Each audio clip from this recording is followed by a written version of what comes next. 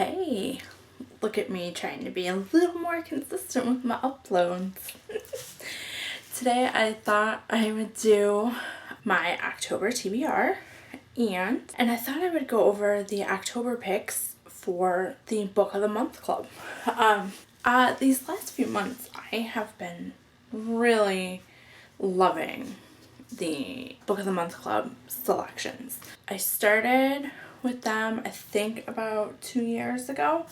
I got a few books from them and then I was kind of like so I canceled them. I know it was a super hit with the first book I got. It was Riley Sager's Final Girls. Loved it. And then the next book I got was I think called The Blinds, and I started it and it didn't catch me right at the beginning, so I haven't finished that one. And then I picked up Sourdough and I honestly haven't read that, and then that was the point where I was like, all right, I'm gonna cancel my subscription.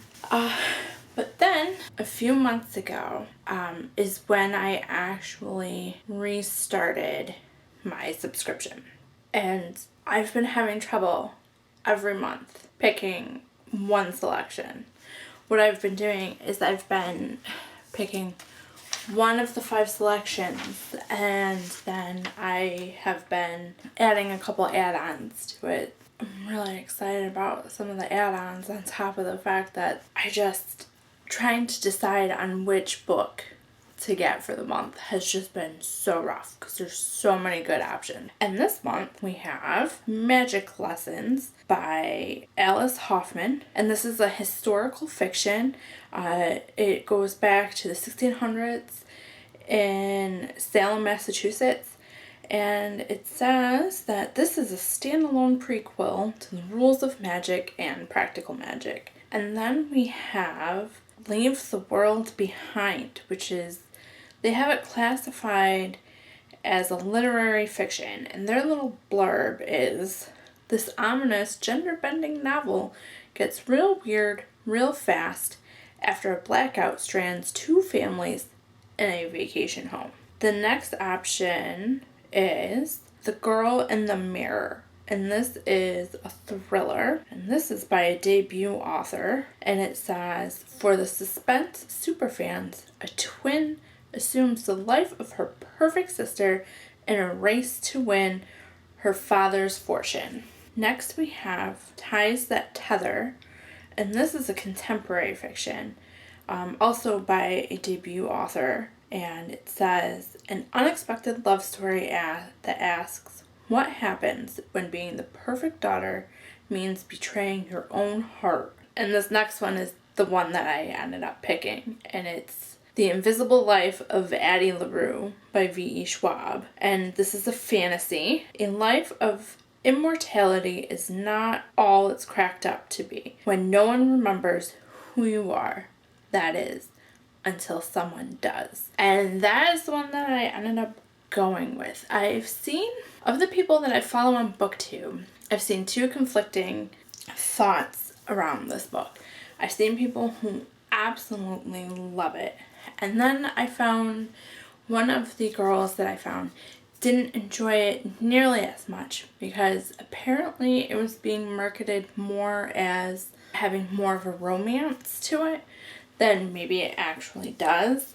And I can see that, why that would be a little off-putting, because I found that for me personally, when a book is mismarketed towards me, I don't feel that I can give it what it should fairly get, due to the fact that it's not being marketed right. So if I'm going into something thinking that it's going to be fully expecting it to be like a romance, and it's not a romance, I'm gonna be super bummed. If I'm going into something that is there was another new release, I can't remember the name of it, but it's being marketed as a thriller, but I've seen some people who have read it say that it's not really as much of a thriller as it's being marketed as. So I just feel that sometimes marketing does a great disservice. I mean, even to like movies and television shows and just to everything, when it's not marketed towards the correct group of people. Anywho, random rant about marketing. So those were the picks for the Book of the Month Club. But then on top of that, I thought I would do my October TBR. One of the books from September, I had figured I was going to end up moving to October anyway because of the fact that our book club meeting isn't until October 17th. So for my neighborhood book club that I'm a part of, we are doing the 10,000 Doors of January. And I'm pretty sure I already gave a little description for it in my September TBR. But from my understanding, it's a girl who's in the care of this really kind of odd, apathetic guy who lives in a giant mansion. And then she finds a key. I think it's a key she finds, and she starts, finding doors into different worlds and having adventures. So that's probably the lamest explanation, but there you go.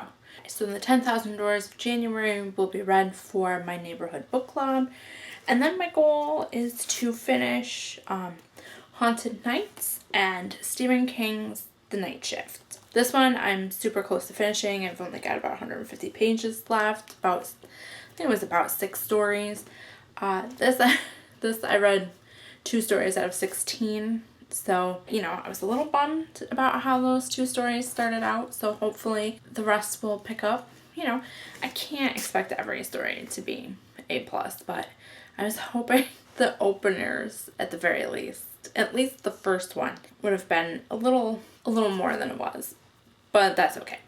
So we're going to finish that. And then the next book I'm going to be reading is part of the Literally Dead book club, and that is One by One by Ruth Ware. It's a mystery thriller, and I didn't want to look up too much about this because I like to go into mysteries and thrillers with as little information as I can possibly get.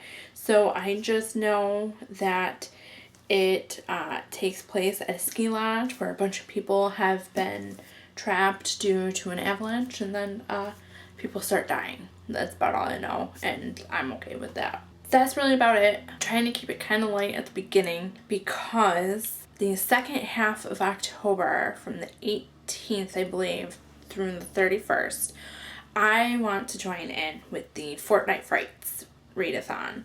I'll post that information down below. I'm super excited about it. I'm finalizing that TBR. I'm trying to fill it with some nice, some shorter books so I can have a little more success in this readathon than in the last one. At least with this one, I know what I'm walking into a little bit more, and I should have a little bit more, not necessarily time, but we've got a really solid schedule going with the in-person schooling, the virtual schooling, and then I have set myself down and I went through and just finally wrote out what I want to do with this channel, how I want to keep doing it, and created myself a schedule around that. So I've got video ideas. I actually have video ideas for the entire month of October. I have some video ideas for at least halfway into November. So I'm really excited about doing this channel and reading all these awesome, amazing books and getting into it. So that is really it for this video. Thanks for watching. Bye.